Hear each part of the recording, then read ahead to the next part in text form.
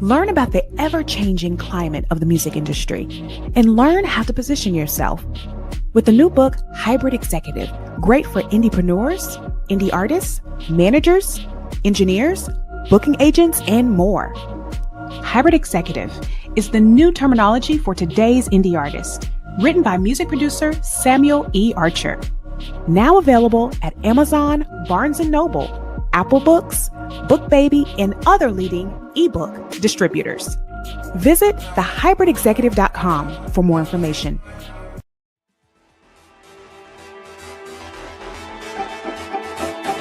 This is the Muzilog Magazine Podcast with host Sam Archer.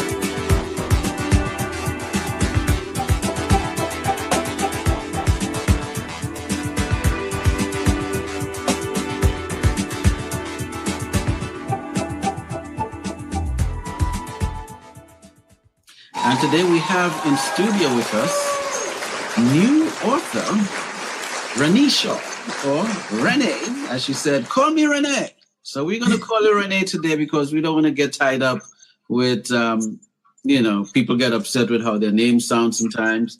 But I'm happy to have you on the show with us. And you are a new author. And we want to know everything that you can afford to say to us about this new book that you just brought on the market. And today is, we're recording this on the 11th, right? Is today 11th? Yes. But your book is actually going to be nationwide on the 12th. That's correct. Is that correct? Okay, well, welcome to the show. And we're happy to have you. Thank you. You're welcome. You're welcome. And how are you doing today? I'm doing great. All right. And how does it feel to be a new author? It feels like, when you eat that favorite meal and you're really hungry. Oh. I feel like I'm finally full. Wow. That's the best way to describe it. Like you're eating your favorite meal and you're really hungry and it's like, so it feels satisfying. I guess it's the best word I could come up with. Completely satisfying. Amen. So what is the title of this book? So my book is called Sylvester Slug Finds a New Home. I guess Sylvester is a he. It's a he, yes. And he's a slug? He's a slug. He's a chubby slug. Oh, okay. and basically, this sounds like it's geared towards children? Yes, it's a children's book towards ages. It could be from, I say birth to fifth grade. However, for Amazon purposes, kindergarten to fifth grade. Okay. And is it a book with illustration and pictures and things that kids love to see? Yes, the book is full of bright, fun illustrations throughout the entire book from cover to cover. Okay. So tell us a little bit of the background. What inspired you to, what was the inspiration to put something like this together? Well, my inspiration came from my son. Though he's 17 now, the inspiration came when he was around 6. My son, he has autism. He's on the autism spectrum. He's high functioning. So observing him, the little quirky things he does, and, it inspired me just by watching him. I have to thank my best friend, Tanisha. She took me and my son to a barbecue in New York, in Brooklyn. And inspiration from the book came from that barbecue. And it was just both of us there standing, observing what the kids were doing out there in the yard. And my son found a slug that he thought was a snail with no shell. Had all the kids in the barbecue bringing him stuff from the yard, and the yard wasn't very clean, but they were bringing him stuff from the yard that could substitute as a shell for the slug. And I went over to him because we were like, what are the kids doing? Like they kept, we saw them bringing all sort of stuff. I mean, and this is also in the book, like the things they brought to him, like the candy wrapper, the bottle cap, the matchbox, all of this is in the book. And I went over to him and I said, you know, Lonnie, what are you doing? He's like, Mom, we have to find his home. I said, who? He's like, this snail, the snail lost his shell. And I'm like, baby, that's a slug. And he's like, he was insistent, no, it's a snail. And he lost his shell.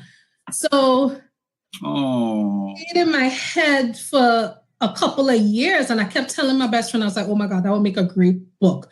I just couldn't figure out how to get all the pieces together. And then one day it just clicked. It's like, I think I got it. And the rest is history. So when you said it clicked, you needed to figure out how to relate the story. Yeah. And what was the deciding factor for that? What was the thing that actually said, you know what, this is how I think I want to relate the story to the audience or to the readers? Well, my son and all the struggles he's been through in school, he always felt like he wasn't enough for the world around him. And he always wanted to be like the other kids. And, you know, I've always told him, I said, listen, you don't have to be like those other kids. Just be you. You're enough. And he's like, no, Mom, you know, why can't I be what he will deem normal? And I'm like, you're normal to me. Like, you're my normal, you know? And I'm like, you don't have to conform to what society says is normal. You know, you are normal. You are fine. And you're perfect. God made you this way. And that's just how it is. You don't have to be like the other kids. I said, let them conform to you.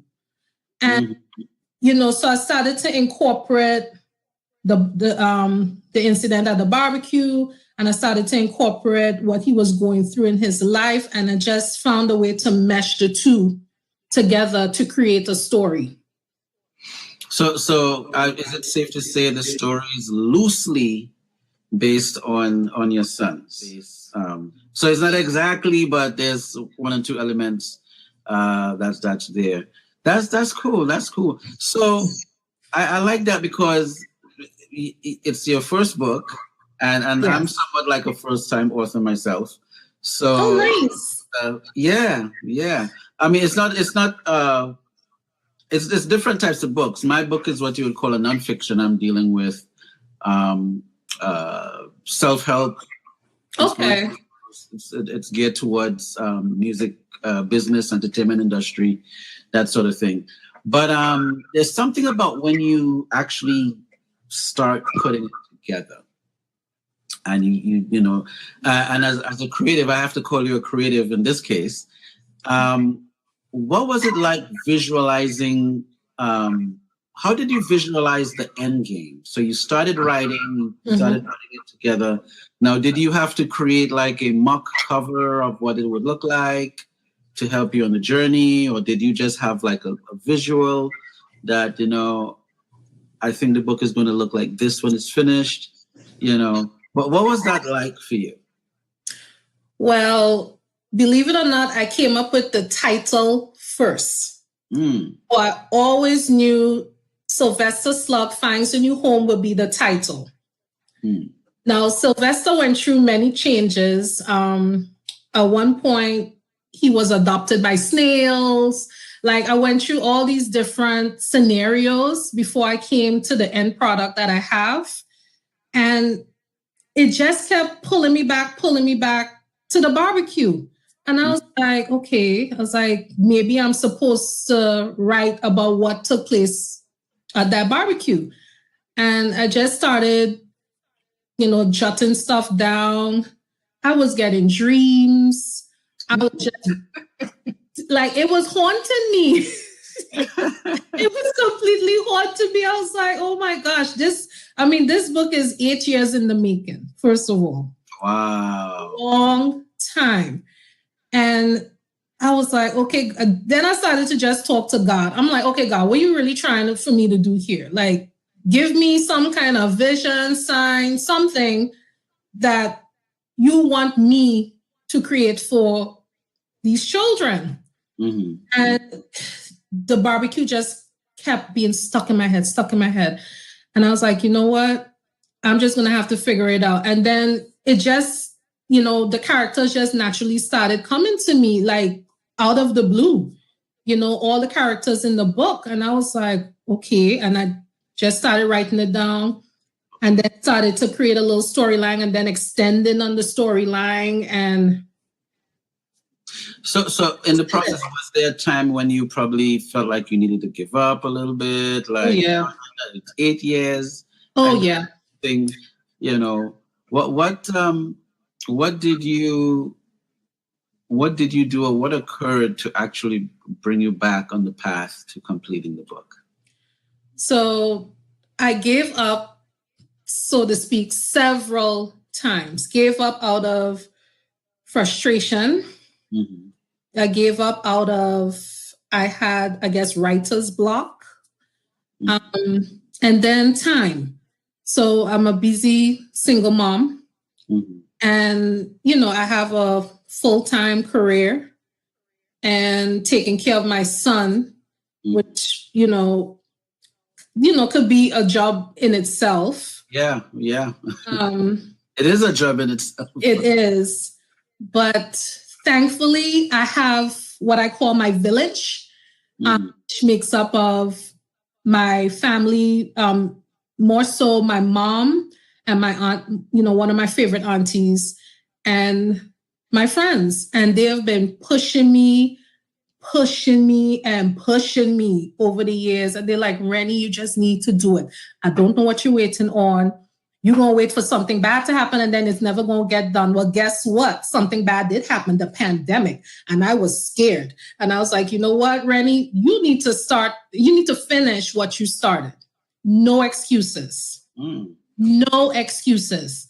And, I'm in the healthcare field. And I was terrified going to work. Terrified. I worked completely through the pandemic without a day off. And, I was scared. And I was like, okay, God, I just need to do this. And I just sat down one day and just decided, I'm going to do this. Whether I like it or not, I'm just going to find the time and do it. And that's exactly what I did. And when I decided to actually finish the book, I finished it in 2 months. Wow. Yep. Wow. That's amazing. So something good came out of COVID, huh? Oh, yeah. A lot of good things came out of COVID, believe it or not, for me. Wow. And so, but for a lot of people, especially creatives, a lot of us, we had to be home. Yeah. And it changed the course. I'm actually a part of a podcast right now. And one of the things that birthed it was the fact that we were just home. And we, we're like, well, you're home, let's do this thing. And now we're about 40 something episodes into this thing called Caribbean Feedback. Oh, nice. Kept it consistently. Every week we're doing this thing. Every Tuesday night we're on, and we discuss some important topics. But I'm just saying, I don't want to go. It's about you and about Sylvester. Yes. Sylvester Slug, and but I'm just saying, just to chime in with you, that the effects of the pandemic certainly gave us time to do other things that we probably wouldn't have a time to get done. And you were able to really get 2 months in. It gave me clarity. It definitely gave me clarity. Wow, that's amazing. That's amazing. So what would you like kids to get from this? What's the moral of the story, the lesson in the story? What are some of the things you'd like readers to get from the book? So readers, even adults, as adults, we have struggles as well with image, with, we tend to have similar struggles with kids, and kids have similar struggles with adults, at least in my opinion. First thing, love yourself. Mm. You have one body. This is what we have. Love what you have. Amen. Definitely love yourself, accept yourself, Mm-hmm. and, you know, don't conform to society. Let society conform to you. Mm. Enough for everyone. And if people think you're not enough, then they're not worth being in your space. Mm. Okay. You know, so it's all about self-love, and find people that will accept you for who you are. They're out there. They exist. Okay. So for up and coming authors, people that haven't crossed the threshold that you are crossing at this point, what good tip you can give them as they're on the journey working on their book? Because you're sort of like ahead of the line. For some folks, they're like, it's still a dream. Like, oh, I'm decided together, and you know, and so you've actually went through you went through the fire, and now you're here. What encouragement or what tips you can give them to help them get to the finish line as well? Well, I'm gonna say what was told to me. Just write it down. No matter how messy it is, terrible grammar, there's editors for that. Just write it down. Just dump it on paper. Because I think that was my biggest struggle, getting it out of my head onto paper. Because I could tell everyone the story in my head, but I had nothing physical that I could touch on paper. So get it out your head. Like my publisher would say, just dump it. Whatever in your head, just dump it. She's like, don't flood your head with all those words, with all those stories. Just dump it, and then we'll figure out how to put the pieces together. Yeah. Okay. And talk about the person who helped you put it together. You said to dump dump it. Okay, I like that. So who's that person? So my publisher name is Rhea Rodney. He has a small publishing company called Dara Publishing. Okay. And she's located in Brooklyn, New York. And I actually found her on Facebook. It was Sydney that I found her. Because at the time, I'm always on Facebook. And I'm on this group for Caribbean people. And they wrote an entire article about her. She is a best-selling author. She's written over 20 books herself. So she knew what she was doing. And I was like really impressed. I was like, oh my God, like, what am I waiting on? You know? What's your excuse, huh? Yeah, if she can do it. And she's been through a lot. You know, her life, she had COVID. It almost killed her. And she came. So I'm like, geez, if she can do it, and she did it while she was sick. She wrote books while she was sick. I'm like, who does that? You know, and here I am, I'm healthy, and I'm just wasting time, and I can't get back all that time that I wasted. I'm like, okay, I just need to do this. And I took a leap of faith, and I reached out to her, and I was like, hey, you know, can you give me some tips on how you did it so I can do it? I just ran with it. Okay. And now I'm here. Yeah. Well, shout out to Miss Rhea Rodney. Miss Rhea Rodney. Shout out to you. Yeah. And hopefully we may have her on this podcast in the future. You never know. Oh, that would be great. That would be great. She will love that. Yes. So now the book is going to be available where? Where can folks get the book from tomorrow? Hopefully this interview will be up soon. So I guess by the time it's up, the book would be on different platforms. So what are the main platforms? For now, it's available on Amazon.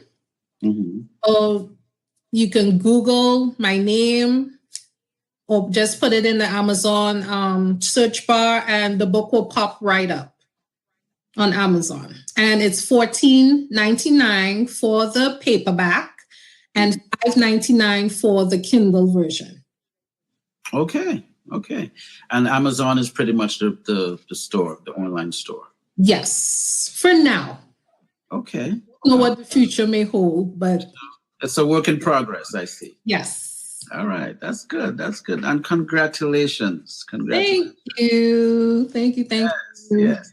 Now, how can folks get in touch with you? Everyone can reach out to me on Facebook. Just put my full name, Reneshaw, spell Reneshaw, last name Greaves, Greaves. That's my Facebook. I don't have a business Facebook. It's just for everyone. Or you can email me at renewrites@gmail.com. So that's RENEWRITES@gmail.com. All right. So I want to just tap in a little bit into your other background, because you have a nice background here, but there's a background where it's a two-isle republic, I think.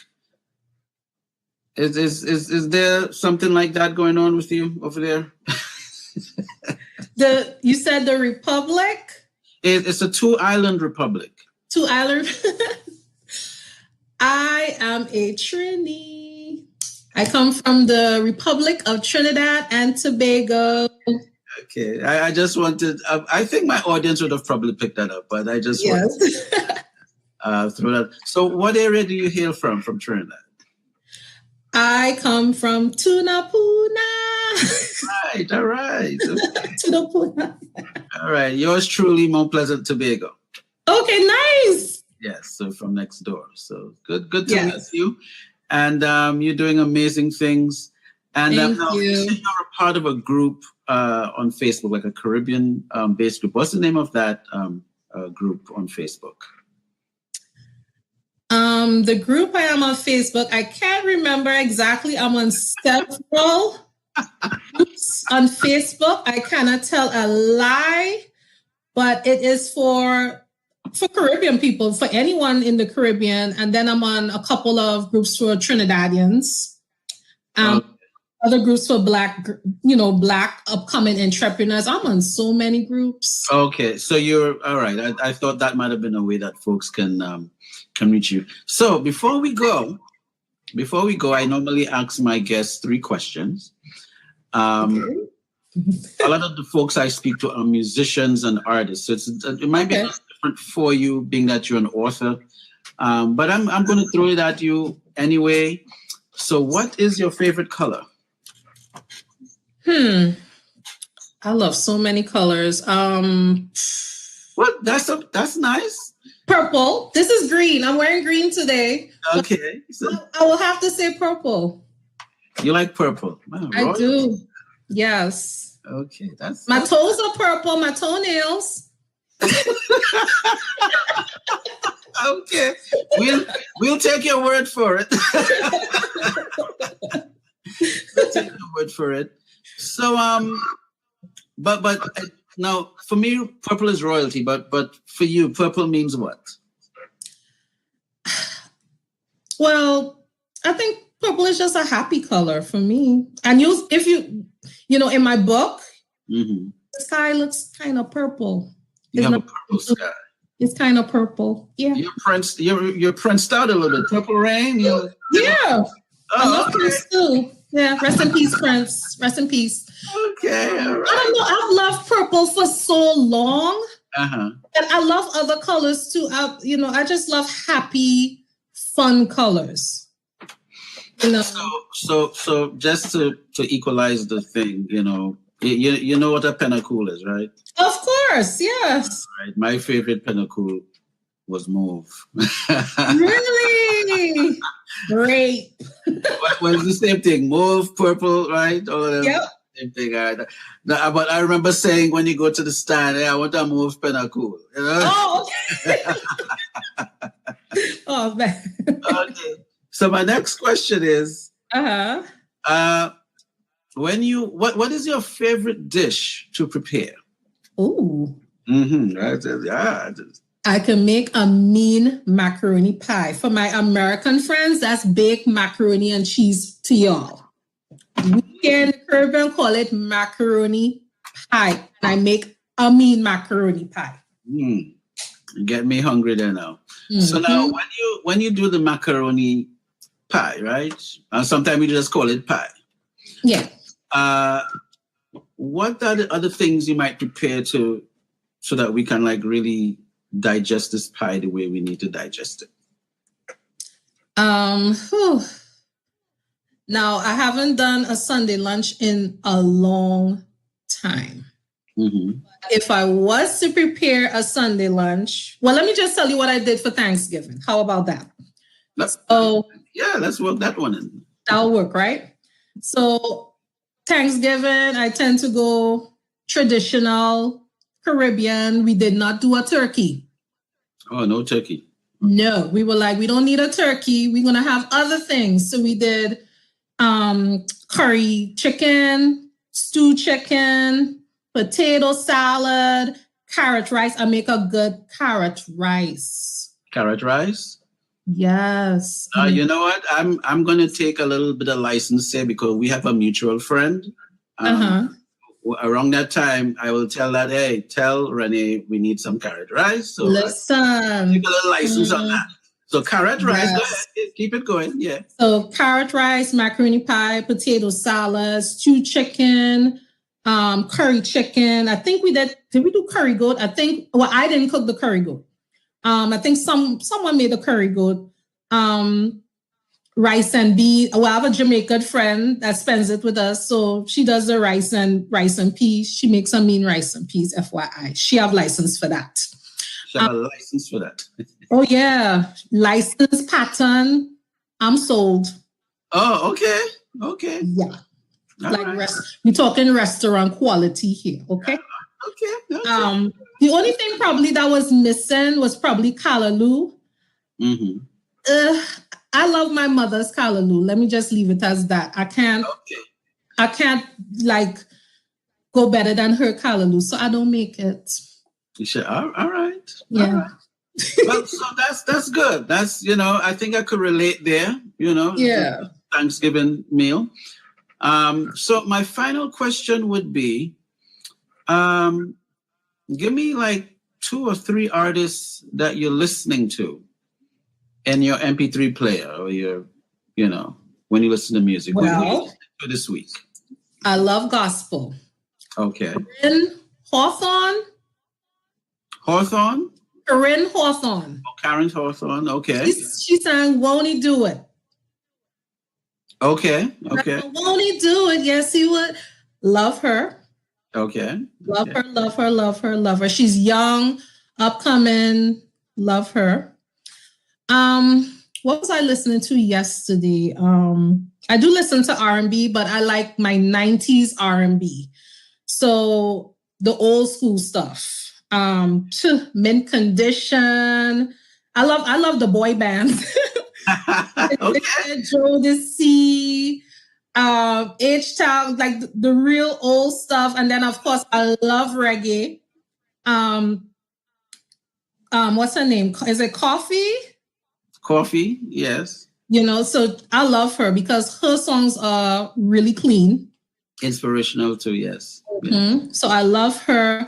I will forever love Buju. I don't care what he did. I said it. Love Buju. The end.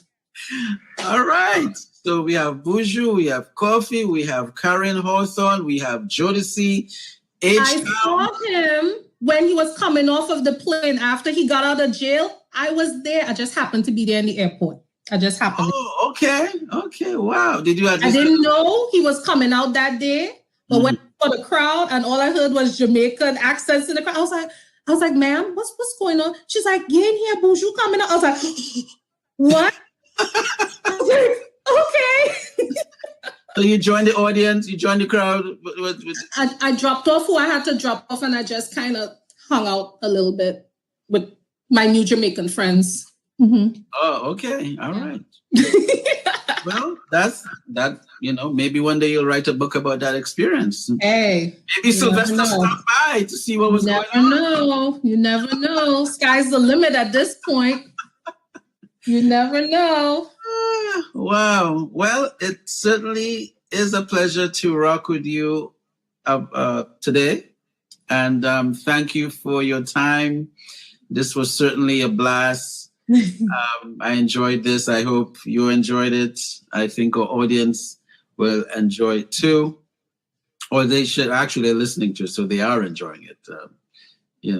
And if you don't enjoy it, or if you enjoy it, send us a note. You never know. We'll turn something around for you.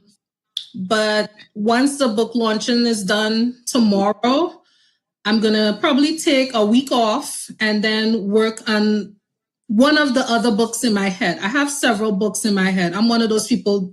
I just have a lot of closet space. So this is in my head and in categories, and I have some more children's books in there. So I need to get another one out so I could think a little bit more clear at work.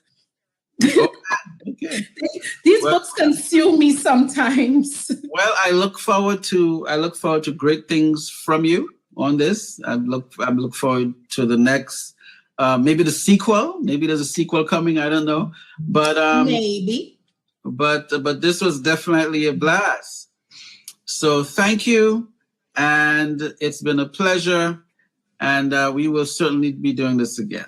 Yes, thank you so much for having me. This has been an experience, and you're my first real interview experience, and I'm so thankful. This has been really fun. All right. Be sure to visit our website, muzilog.com. MUZILOG, Muzilog.com, where music, entertainment, and culture lives.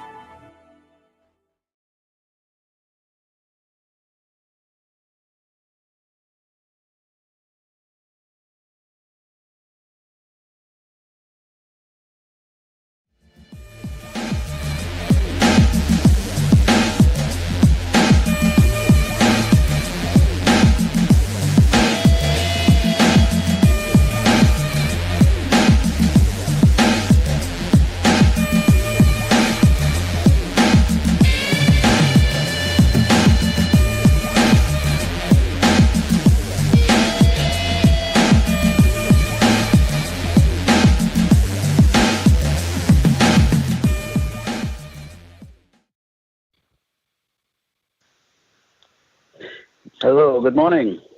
Good morning. Is this Mr. Elliot on the line? Yes, it is. Hi, this is Sam Archer. How are you doing, man? I'm doing well. Okay, so I'm calling you from the East Coast. I think you're on the West Coast. Yep, that's right. Yeah, San Diego. All right. Okay, I'm calling from Delaware, and it's 1 p.m. our time. It's I understand it's 10 a.m. your time. Yeah, that's right. All right, so I've already had my lunch, I see. You're now doing breakfast. So I want to thank you for taking the time to chat with me. So let's jump right in. Okay. So what number? I'm just curious because the first time I saw you, it was on the Arsenio Hall show many moons ago. Oh my gosh! Really? Yeah, that was a while ago. So I'm about to ask you, because I was trying to figure out, I was looking online, and I'm like, okay, how many albums did this brother do? So I'm asking, what album number is this? Oh, gosh, I think I'm like right around 23. Wow. Releases now.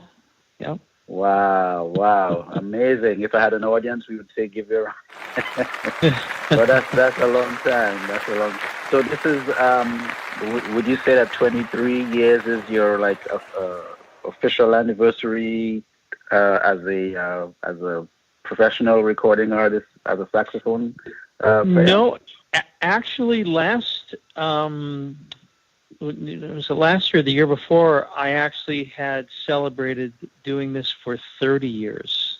Oh, wow. Yeah. Wow. Because, Yeah, and I get it. You're going on the premise of doing, like, let's say, one recording every year, but I tend to make records more like once every year and a half to 2 years, typically. Okay. Yeah. All right. What was the concept for this particular project? Well, the concept for this record was to take a slightly different approach than what I've done in my last few records. And one of the approaches was to kind of harken back to my influences, sort of defining moments for me as a young man who, wanting to be a professional musician, but not actually getting there yet. And the kind of music that I was really into around that time, when talking about, mid to late 70s, was all about funk and R&B music. And most of that music was horn-based music, a lot of horn sections. And another thing that was very significant about that period of time was that you would frequently hear instrumental songs make it onto pop radio, which you would never hear nowadays. But back then, it was nothing it was common, I should say, to hear, a Bob James song or a Ronnie Laws or a David Sanborn. And in fact, there was a Kool and the Gang song, Summer Madness, which I named the record after and did a remake that came out in the 70s. That was an instrumental record that went way up the pop charts. And I wanted to kind of pay a tribute to that period in time, because in many ways, that's how what we call smooth jazz today, that's how it started. And again, leaning more towards the slightly more aggressive and fun side of the music, which is all about the funk and all about horns. And so that's what I wanted to do. Now, that's musically. Now, what I also wanted to do was, I knew that if I was going to make a record like that, it had to be a really joyful process. And the way to do that was I brought in my band that I tour with, year after year. And we went in the studio and we just recorded together. And what we did was we wrote, arranged, and recorded the music right then and there. We didn't have rehearsals. We didn't sit down and have writing sessions. We went in to the studio and just let the music come out of us, and we recorded it as we wrote it. And I thought that was an important thing, because I wanted to convey that feeling and that joy of playing live and the spontaneity, and I wanted to try and capture that in this CD. So you went back. That's interesting, because you go back to the era of Kool and the Gang, the Earth, Wind and Fire, the Commodores. You had a lot of bands back then that they really went in on the horns. But I was tempted to ask you if the title had anything to do with the Summer Horns project that you did a couple of years ago with my God, what's their names again? Cars and Mindy and Gerald and Gerald and But I thought there was a little connection, but I said, well, let me, I wasn't sure if I was going to throw it in. Yeah. So honestly, there wasn't a conscious connection. I mean, Summer Horns again was all about horn music and horn-based music. The title is kind of coincidental, to be honest with you, because the song Summer Madness was such a pivotal song for me back when I was in school. I wanted to name the record Summer Madness, and I knew maybe a few people might pick up on sort of the connection with the titles and the fact that it's horn-based music. But really, I will say there's no conscious connection, but, things kind of find their way in your subconscious and come out a certain way. So maybe in some way it was influential. Well, I mean, based on your explanation, I'll go that there wasn't really, it just turned out that way. Although that was a good record too. That was a very good record over there.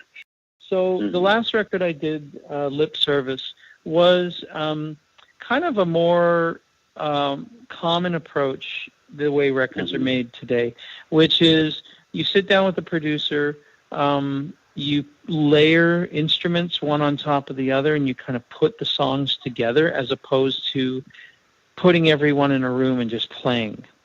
And there's nothing wrong with that approach. But and quite often you end up recording with people that you don't normally play with, which is also not a bad thing. But on this, the significant difference between the last one and the one and this one is that this record was not really pieced together.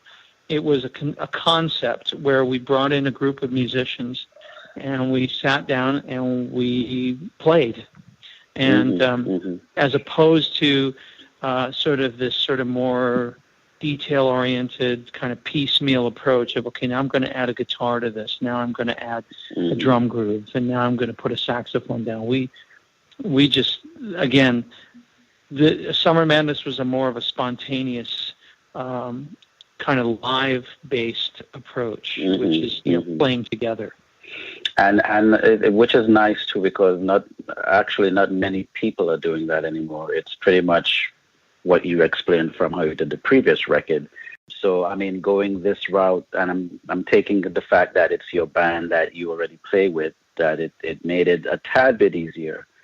In terms of the approach and the feel, because you kind of feel that when you listen to the album too, you know. Oh, well, good. That certainly was our goal, was for people to kind of feel that sort of live energy and that kind of spontaneity in the record. Yeah, I did mention it to Mike. I say, hey, it feels good. It's a good, I listen to, sometimes you listen to a record while you're doing stuff around the house, or maybe in your little office or your room, and the music does its job while you're doing what you do, which is really it determines if you like the record or not. Sometimes you listen, let it play all the way through, or sometimes you just have to shut it off after the third song. Yeah, so, I understand. I'm happy to say I didn't have to do that for your record. Oh, thank you. Appreciate that. Yeah. So what was it like working with Rick Braun? I saw that he was the, I hope I pronounced his name properly. I saw that he was the producer, and also he added some additional, he added the trombone. And also produced. What was it like working with him on this record? So Rick and I have been friends for many, many years. We've done other records together. And again, we go back a long ways. So when I thought about getting a producer involved in this, he really kind of was the only person I thought that would be the right person to have as a part of this project. He and I have worked with each other enough that we can sort of anticipate each other's moves. And also he's great at sort of coaxing out things in me as a performer that maybe I wouldn't do on my own. And I think that's an important job of a producer, is to kind of take an artist, especially if it's an artist that's got a lot of records out already, and kind of push them a little bit out of their comfort zone. And he's really good at that. And he's just a great guy, and we get along great. So he was the perfect choice to be part of this, especially this project. An amazing musician. Yeah. Okay, so I was just going to mess with the pot a little bit, because I know a lot of times you'd hear artists discuss the challenges. It's not really like a hate thing, but you discuss the challenges with a producer, and in your case, because you've probably produced a couple of your records as well. What was it? I mean, what is the motivation for you to say, all right, let me entrust the producing to, which you've actually answered, but I'm trying to see it from a fan's point of view, because now you're Richard Elliot, but you're saying, okay, I wanted to entrust that duty on to someone else to kind of help pull the best out of me. Some artists take a good feel to it. Some artists might feel intimidated, What was your take on actually taking that approach with it? Well, I think I have produced a lot of my own records. And I think that times, when you produce yourself, you kind of lack a little bit of objectivity. Objectivity. I like that word. Yeah, because, you can't sort of look at yourself from the outside in. It's very difficult for a musician to do that. And I think having another set of ears and another set of eyeballs on it is an important thing, as long as it's the right person. Yeah, because I think if you're too close to it, meaning you're producing yourself, I'm not saying it can't be done. It can be done. It can be done very well. But I think it really depends on the project, what you're trying to achieve. What I was trying to achieve was something a little bit different for me. I wanted to kind of push things a little bit. I wanted this to be, just a slightly more adventurous record, and I felt it was important to have someone who could be like a third party looking from, not necessarily from the outside looking in, but outside of my head. Someone that I trust. And I really asked that question for other artists that may listen to this interview to see why it's important to have a producer that may be willing to be passionate as you, that may be willing to kind of push you a little bit to get the best out of you within the situation, in terms of recording, in terms of the arrangements, in terms of the, so it was kind of more that some folks might, I didn't want to just breeze over the producer question, but to kind of like really bring that part, because it's a really critical part that can make or break the album. Okay, this is going to be a interesting question to ask you. Out of all the albums that you've done already, would you consider this your favorite album? Yeah, that's an easy question to answer in one respect and hard in another. I will say that I'm always, whenever I do a new record, I pretty much always say that the most recent one is my favorite one, because it's most representative of where my head is at musically right now. At the time. Yeah. That being said, when I release a new record, when I can't listen to it for probably, I listen to it, but I can't really sit and listen to it, the whole thing, without listening to it and thinking of all the other things that I could have done differently. In other words, being sort of overly critical. It takes me a good few months to get over that. So in some respects, it's my favorite. The most recent record is always my favorite. In others, it's my least favorite because I'm so close to it. I'm still sort of picking it apart when I listen to it. So understood. Yeah, it's like a mixed blessing, kind of, Hey, okay, all right. That was a good one. I'm going to detour a little bit. What is your take on the cool jazz market today? From when you came in years ago to what it is now. What do you like? What do you think you don't like about the market or the industry? Well, my biggest concern, I will say, I'll call it a concern with the genre right now, is that it's harder and harder for new artists to break in. I love making records, and those of us that have been around doing it for a while, love doing it, love playing live. But you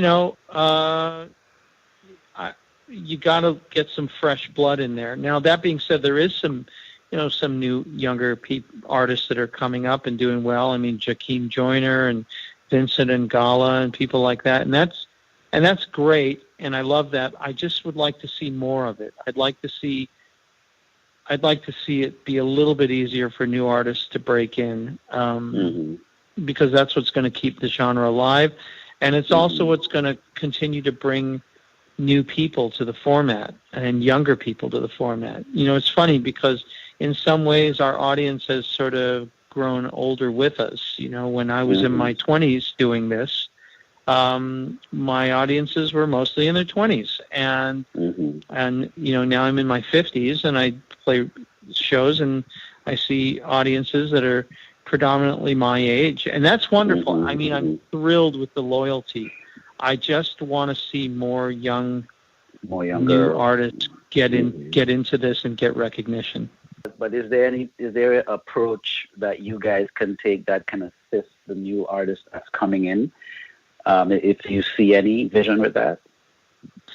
Yeah, well, I mean, I think that there's a couple of ways to do that. One is in the live front, to see festivals and larger festivals. They have to book the heavy hitters, and that's important to get the people out. But it's also a great vehicle to bring in younger artists, and I am seeing that. I guess I just like to see, more of it. See more of it, yeah. Yeah, and then with respect to radio, radio has changed a lot. We do have Sirius XM, which is fabulous, and Watercolors has been great. And actually, I will say this. Watercolors does push the boundaries, which I love, because I do hear some new artists on there. I do hear them sort of pushing to the edges of the format a little bit too, with some more adventurous things. I'd love to see more radio stations, local radio stations, popping up and playing the music. It used to be there was quite a few.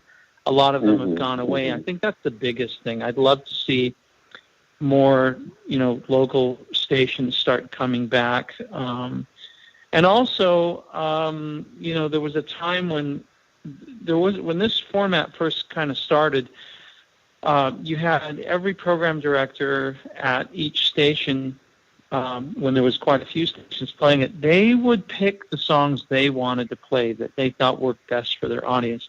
And the format eventually moved into a singles-driven format where basically consultants decided this is the song you need to play, and then they just play that song. Again, I understand the need for that to sort of categorize, but I think maybe it went a little too far. Okay. Well, that's definitely food for thought. And so I'll just move on to the next question. Okay. So what is in your MP3 player right now? Oh, my gosh. So I got pretty eclectic taste. I listen to a lot of different kinds of music, but I like a lot of world beat stuff. I like there's a band I've been listening to quite a bit lately called Oso Motley, which is a band from Los Angeles that fuses Latin funk and hip hop and jazz together. Okay. And I really love those guys. It's great band, very creative. Yeah, I mean, that's the kind of stuff I've been kind of listening to lately. D'Angelo. I love sort of neo soul type stuff. So, Jill Scott and people like that. Okay. And I know you have they did send me like a future performance dates that you may have going on. But what are some of the dates you're looking forward to in the near future? Like, let's say probably in the next month or so. What are some of the dates you have, or some of the cities that you plan to visit in the near future? Yeah, so let's see. Next month we're going to Texas. I think we're playing in Dallas and Houston, San Antonio. Then we're going to play out here in California at one of the wineries. And then in November we're heading to the East Coast. We're going to play in Akron, Ohio. I think we're heading to New York. We're playing. NYC. All right. So yeah, I got to talk to Mike to get my ticket for that one. Yeah, playing at.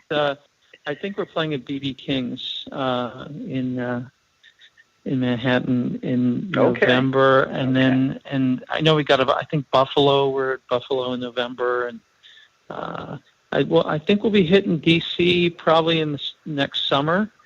I've heard rumblings that we might be at Cap Jazz next year. We'll see. Okay. Yeah.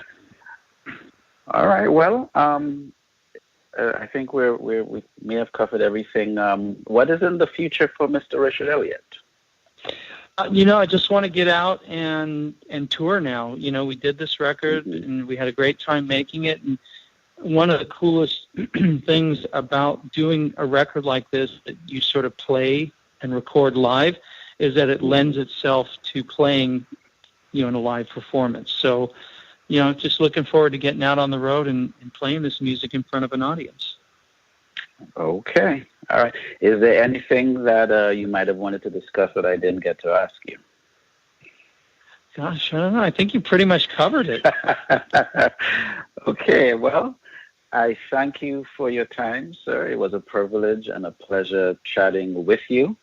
And the album is entitled Summer Madness, and it's on the Concord Jazz label. And I think you're on Facebook, Twitter. You have your own website, richardelliot.com, I suppose. Yes. Okay. And well, continued success, and thanks for taking the time to chat with us over here. Great. Thank you so much. Appreciate it. You're welcome. Take care. Take care. Bye-bye. All right. Bye-bye.